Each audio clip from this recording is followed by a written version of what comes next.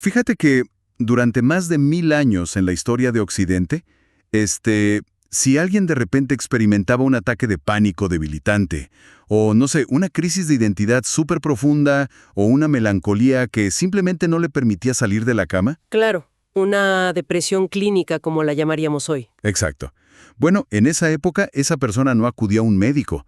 O sea, no existían los terapeutas ni los psiquiatras, ¿verdad? No para nada. La figura clínica moderna no estaba en el mapa. Así es.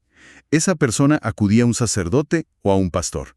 La iglesia tenía un monopolio absoluto y casi, incuestionable sobre lo que hoy llamamos salud mental.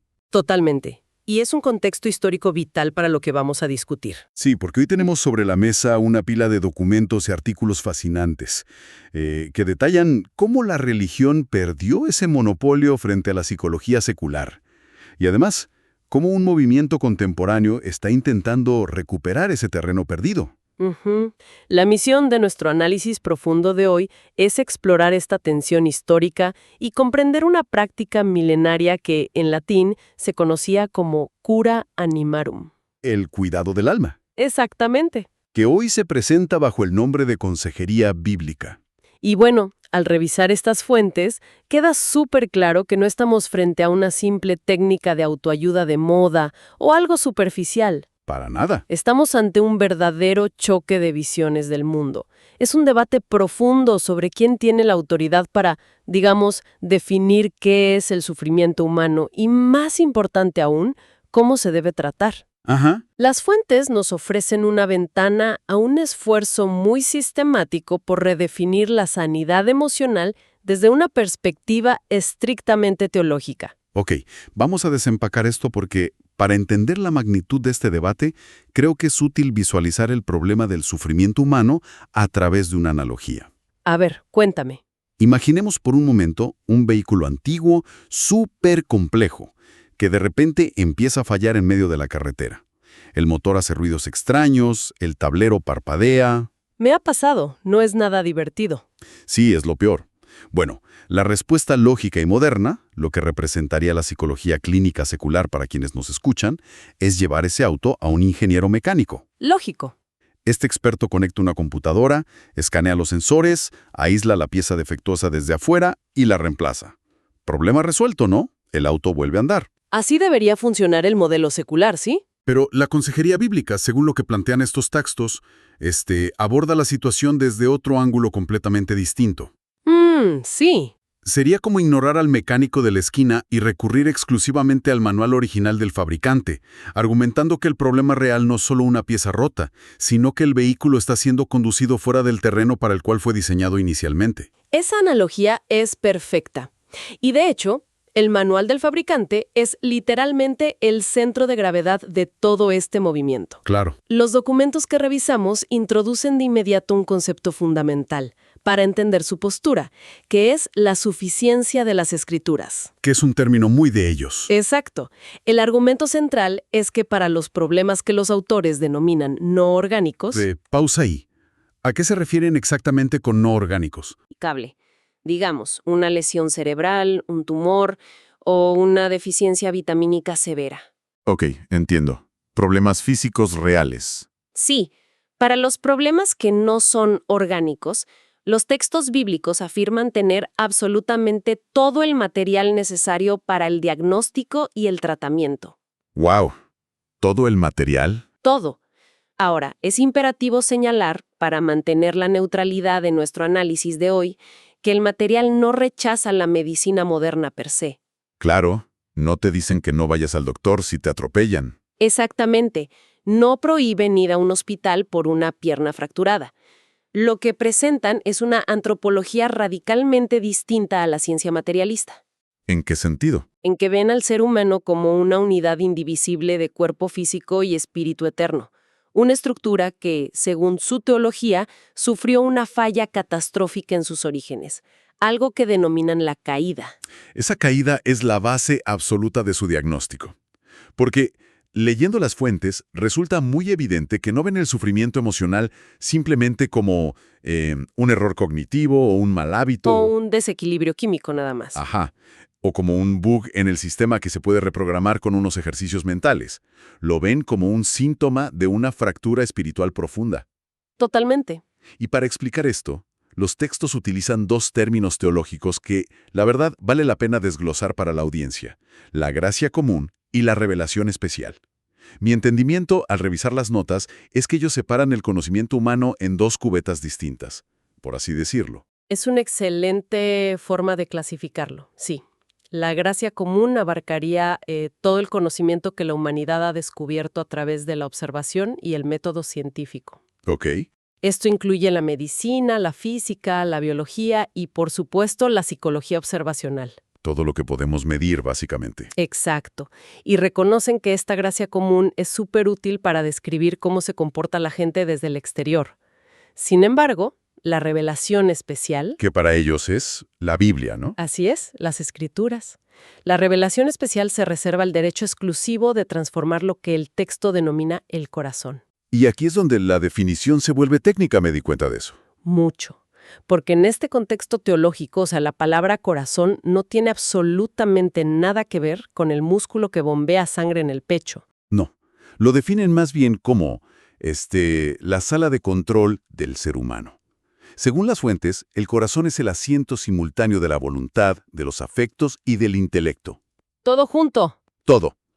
Si volvemos a las analogías tecnológicas que platicábamos, es literalmente el sistema operativo base de la persona. Ujú. Y para operar sobre este sistema, aplican dos doctrinas fundamentales. Primero, la doctrina de la caída, que ya mencionamos brevemente.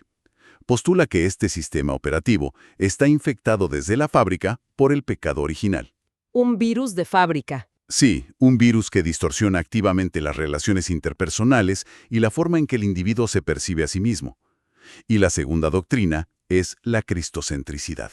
Que es el núcleo del tratamiento, digamos. Sí, o sea, el objetivo de una sesión de consejería bíblica no es lograr que el individuo sea más productivo en su trabajo o que simplemente deje de sentirse triste de la noche a la mañana. La meta final es conformar el carácter de esa persona a la imagen de Cristo.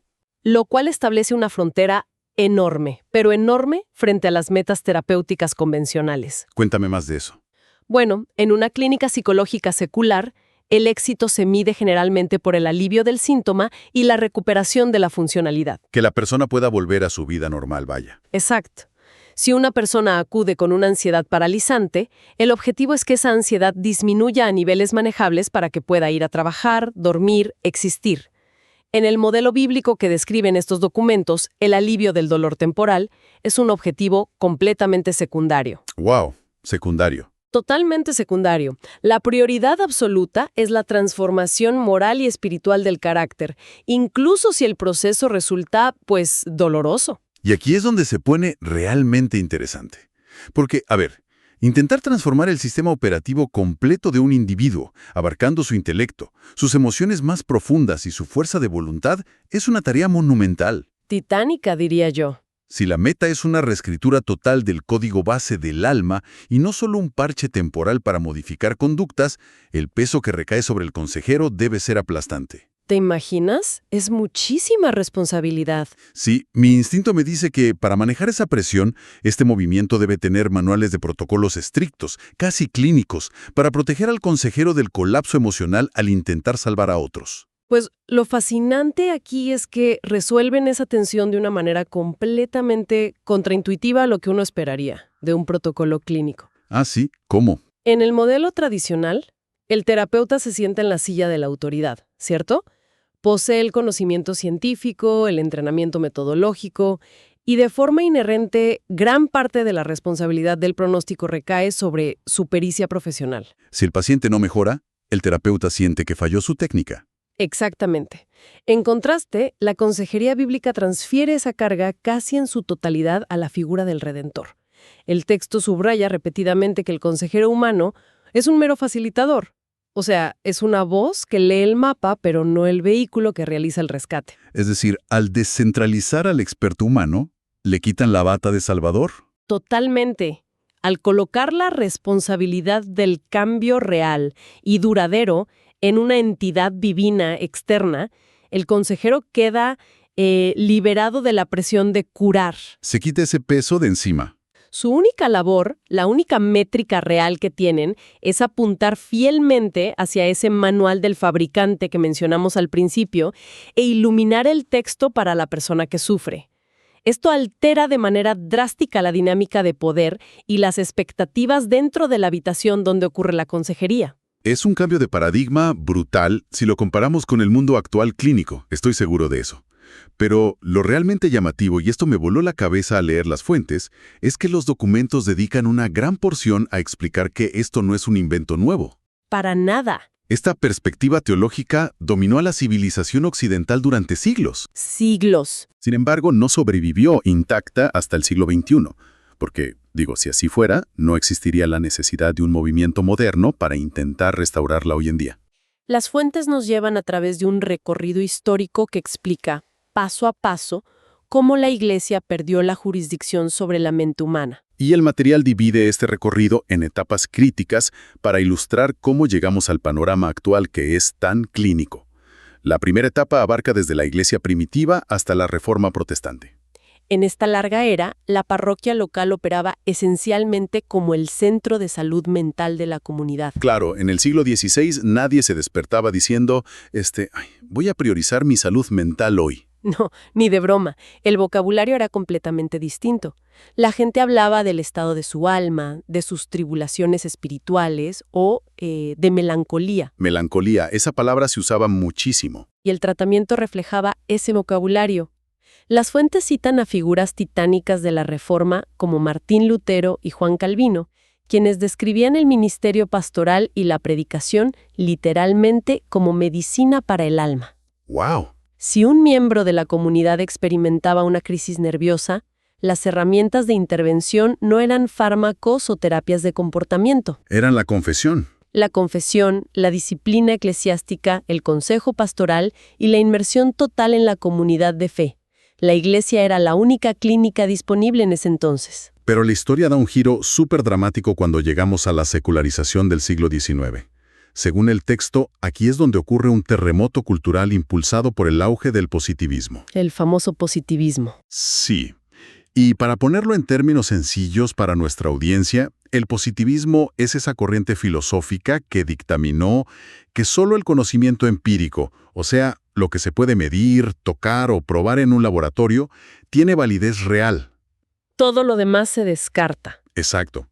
Todo lo metafísico o espiritual fue relegado al terreno de la superstición o, en el mejor de los casos, la opinión privada. Y bajo esta nueva lente entran a escena figuras como Sigmund Freud, revolucionando por completo la percepción de la mente. Ahí es donde todo cambia. El monopolio eclesiástico se fractura. El cuidado del alma hace sus maletas, sale de las catedrales de piedra y se muda a los sillones de cuero de los psicoanalistas en Viena.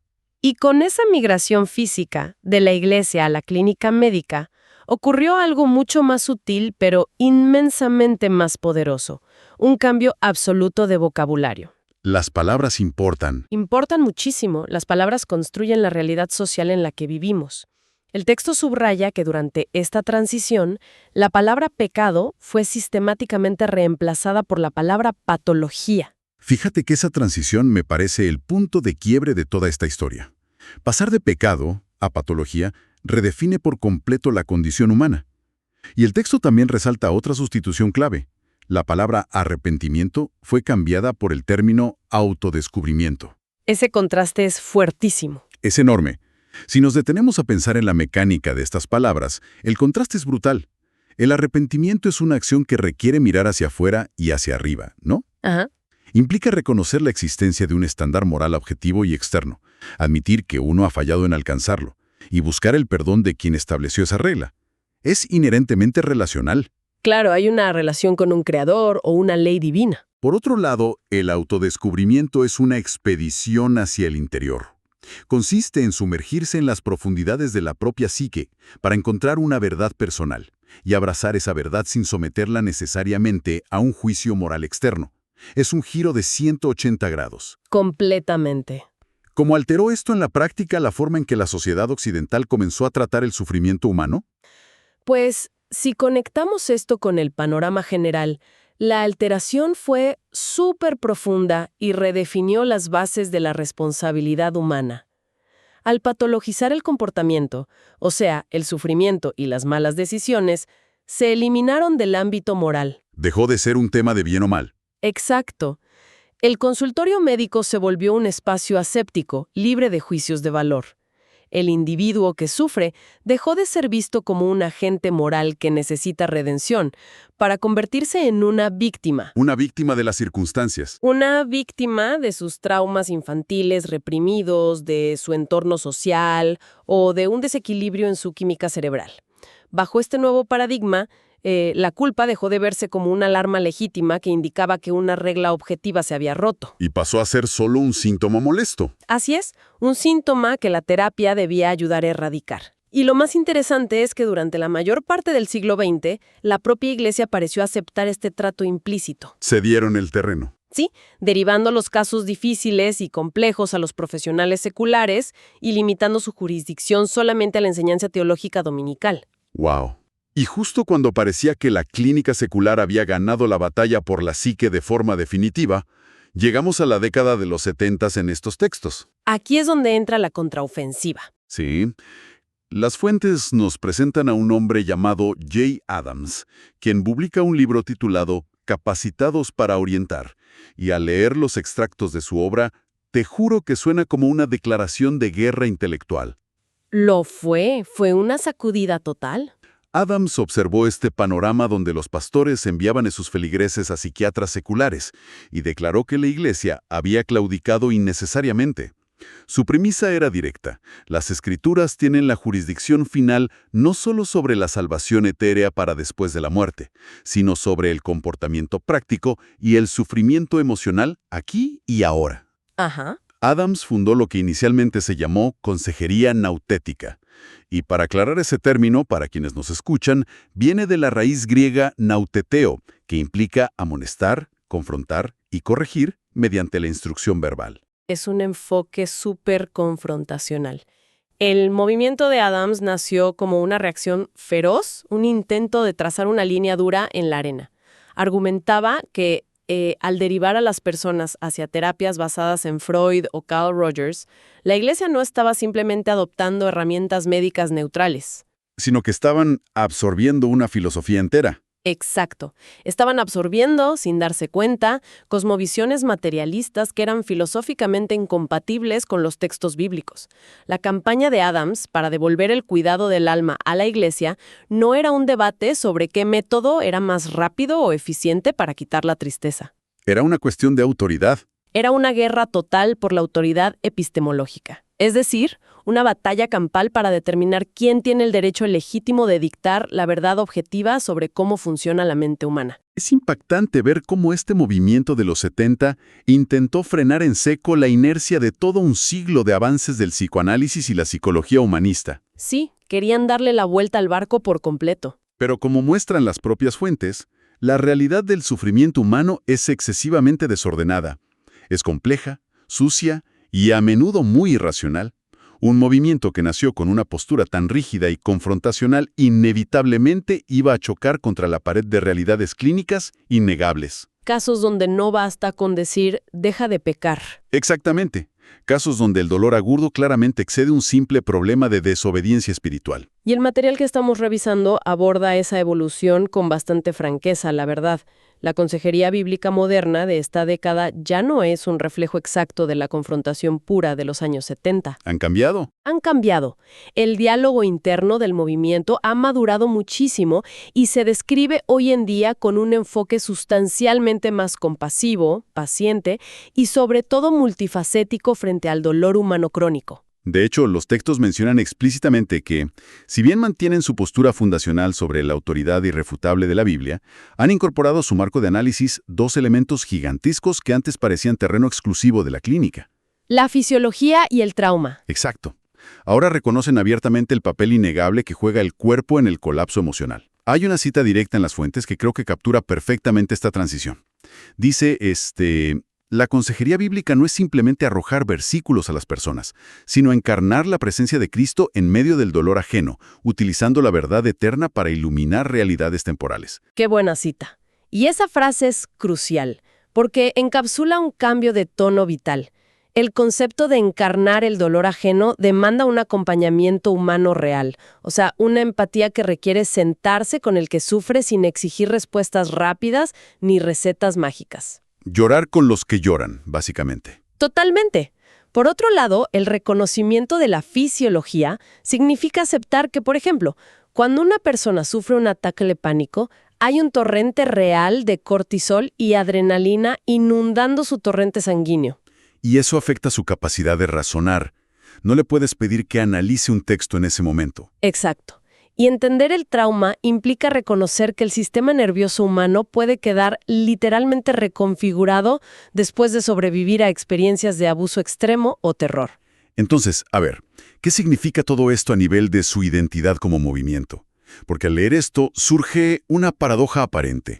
Te escucho. Si el impulso original de los 70 era rechazar tajantemente la influencia secular, basándose en que la Biblia era suficiente por sí sola, incluir hoy términos como respuesta al trauma, sistema nervioso o cortisol, ¿no es acaso una admisión tácita de que la psicología clínica secular siempre tuvo la razón en ciertos aspectos metodológicos? Es la crítica más común que reciben.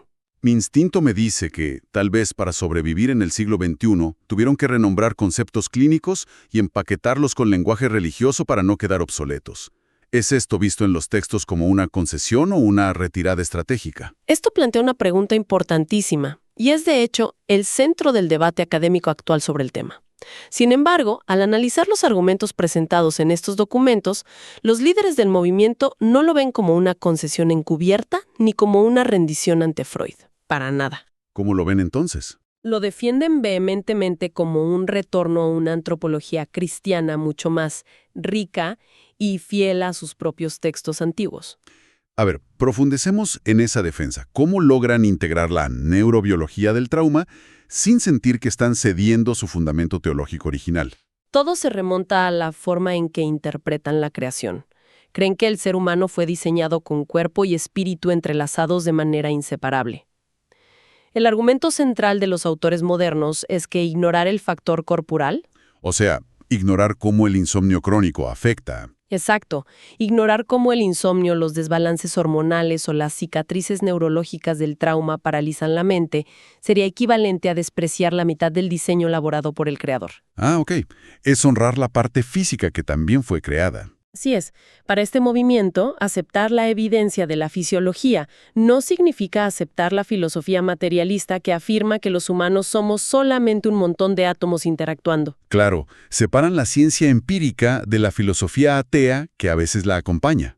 Exactamente. Significa reconocer que el componente espiritual habita dentro de una estructura física biológica que es frágil y que reacciona de forma autónoma al dolor agudo. La síntesis que proponen es, la ciencia secular nos ha proporcionado un excelente microscopio para observar el daño en los componentes biológicos. Pero la solución profunda es otra. Sí, seguimos necesitando la revelación divina para entender el propósito de la máquina y ofrecer una verdadera esperanza de restauración. Es una síntesis intelectual sumamente audaz. Ya no es una guerra de trincheras donde la opción binaria es o vas a orar o vas al psiquiatra. No, ya no es blanco o negro. Es un esfuerzo súper ambicioso por abordar a la persona en toda su complejidad multidimensional, manteniendo una cosmovisión teológica inflexible, pero informada por la observación científica del cuerpo. Es caminar sobre una cuerda floja constante, intentando utilizar los descubrimientos de la ciencia sin tragar toda la filosofía que usualmente los acompaña. Y estoy segura de que mantener ese equilibrio requiere un rigor conceptual enorme.